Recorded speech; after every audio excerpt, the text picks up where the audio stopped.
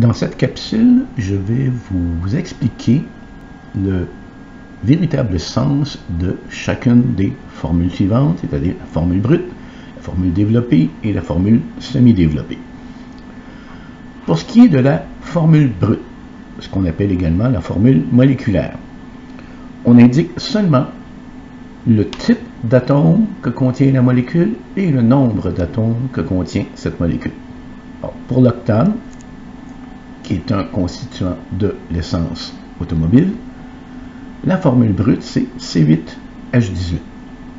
Ça signifie qu'il y a 8 atomes de carbone dans la molécule et 18 atomes d'hydrogène.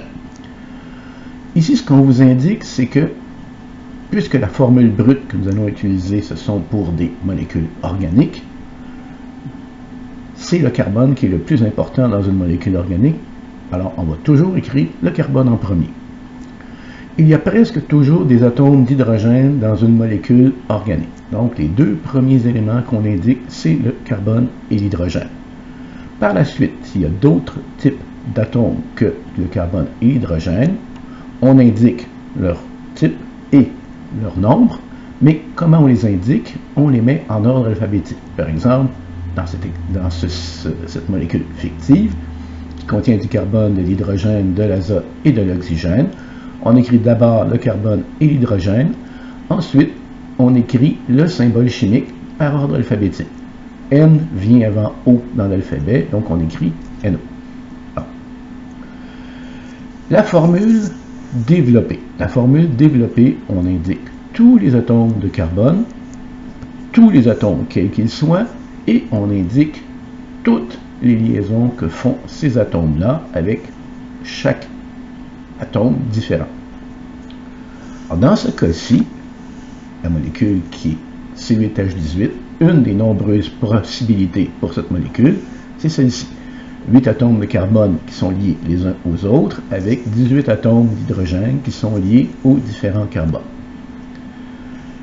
Ceci, pour le C8H18, il n'y a aucune différence entre la formule développée et la formule de Lewis.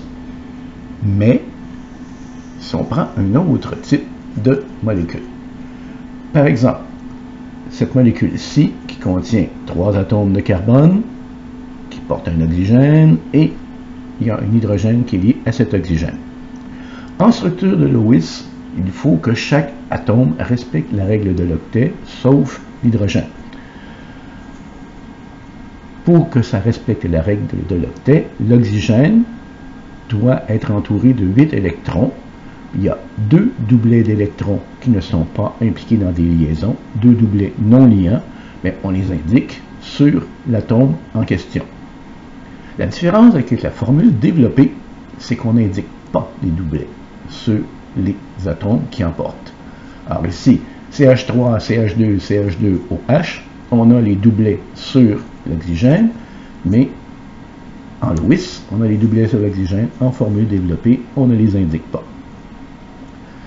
Je viens de vous l'énumérer, cette formule-ci, en la nommant comme la formule semi-développée.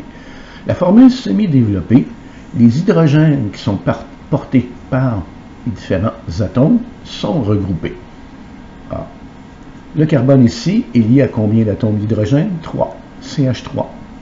Ce carbone-ci est lié à 2 atomes d'hydrogène, CH2. Ce carbone ici est lié à 2 atomes d'hydrogène, CH2, et il y a un hydrogène qui est fixé à l'oxygène, OH.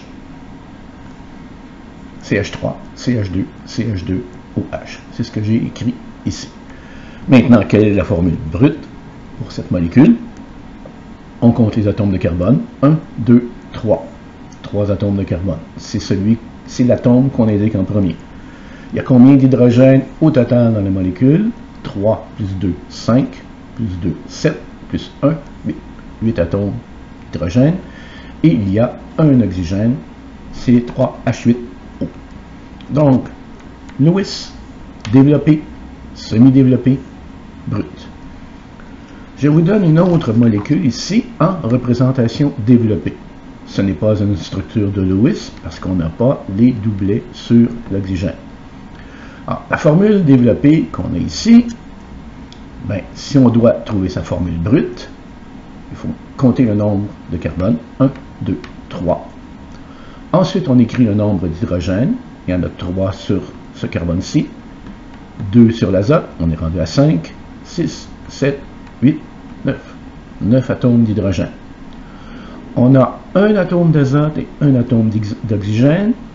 Alors, on les écrit par ordre alphabétique du symbole chimique. L'azote a pour symbole chimique N, l'oxygène O. N vient avant O dans l'alphabet. Alors, on écrit N et O dans cet ordre. Si on avait un chlore, chlore commence par un C, le symbole pour le chlore c'est Cl. Mais s'il y avait un chlore dans cette molécule-là, on aurait le carbone, l'hydrogène, ensuite on indiquerait le chlore, l'azote et l'oxygène. Maintenant, qu'est-ce que ça aurait l'air, cette molécule-ci, en semi-développée? On a un carbone qui est lié à 3 atomes d'hydrogène, on écrit donc CH3. Ce CH3-là est lié à un carbone qui porte un hydrogène. CH. On a un groupement ici, l'azote, qui est lié à 2 hydrogènes, un groupement NH2 qui est lié à ce carbone. Ben, on peut l'indiquer comme ceci. NH2. On a ensuite un CH2 et on termine avec un OH.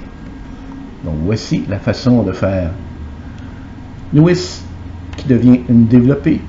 Comment est-ce qu'à partir d'une structure développée, on écrit la semi-développée? On écrit les hydrogènes sur des carbones. On écrit les hydrogènes sur tous les autres atomes, mais en les regroupant.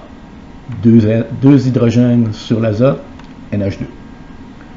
Est-ce qu'on est obligé de tout écrire sur une ligne? Est-ce qu'on est obligé de vraiment simplifier à l'extrême la formule? Non, cette structure-ci, CH3, CH2, CH2, CH2, CH2, CH2, CH2, CH3, est une formule semi-stylisée tout à fait acceptable. Ici, on a indiqué qu'on a 1, 2, 3, 4, 5, 6 groupements CH2, mais si vous n'êtes pas à l'aise, vous n'êtes pas certain de ce que vous faites, vous n'êtes pas obligé d'utiliser cette formule-ci, celle-ci est correcte.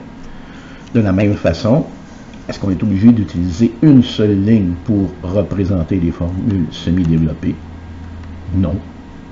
S'il y a un groupement NH2 qui est lié à un carbone, on peut l'indiquer en faisant une ramification. La prochaine capsule sera pour les représentations stylisées.